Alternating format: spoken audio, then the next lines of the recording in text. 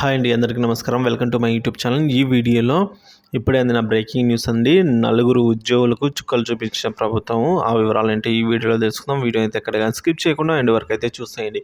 Video నచ్చినట్టయితే ఒక like చేయండి. ఇంకా సబ్స్క్రైబ్ అవునట్టయితే మన ఛానల్ వెంటనే సబ్స్క్రైబ్ చేసుకోవడం ద్వారా నేను చేసే ప్రతి ఒక్క అప్డేట్ న్యూస్ ముందుగా మీకైతే రీచ్ అవుతుంది. ఆలస్యం చేయకుండా వివరాల్లోకి అయితే వెళ్ళిపోదాం.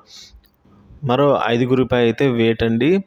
వైకాపాకే ఓటు వేయాలని ఆర్టీసీ డిపోలలో ఎన్నికల ప్రచారం చేసిన పీడీటీ వైఎస్ఆర్ ఉద్యోగుల సంఘ నేతల్లో మరో ఐదుగురినైతే ఆర్టీసీ అధికారులు సస్పెండ్ చేసినట్లు తెలుస్తోంది.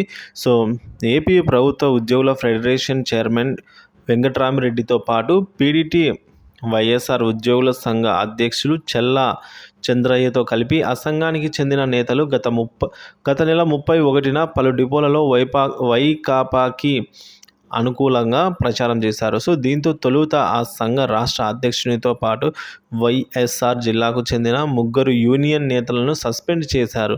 తాజాగా తిరుపతి, బనగానపల్లె, ఒంగోలు డిపోల నుంచి వచ్చి ప్రచారంలో పాల్గొన్న మరో 5గురిని యూనియన్ నేతల్ని ఆయా జిల్లాల సస్పెండ్ చేసినట్లు ఈ విధంగా సమాచారం అయితే తెలిసింది. సో కాబట్టి ఎవరైనా కూడా అండి, ఈ ఎన్నికల కోడ్ అమల్లో ఉన్నప్పుడు ఏ ఉద్యోగి అయినా సరే, ఎటువంటి ప్రభుత్వ ఉద్యోగి అయినా, ఎంతటి ప్రభుత్వ ఉద్యోగి అయినా సరే అండి, సో ఈ విధంగా ఏ పార్టీకి కానీ, ఏ పార్టీ గుర్తుకు కానీ అట్లా ఒక పార్టీ ఉద్దేశించి మాట్లాడడం, ఒక పార్టీకి ఓటేయాలని చెప్పడము, ప్రచారం చేయడము, ఇలాంటి ఎవరు చేసినా సరే కేంద్ర ఎన్నికల సంఘం ఈసీ అనేది తక్షణమే ఈ విధంగా చర్యలు తీసుకొని షోకాజ్ నోటీసులు ఇవ్వడం, వారికైతే జాబ్ తీసేయడం ఇలా అయితే చేస్తూ వస్తుంది.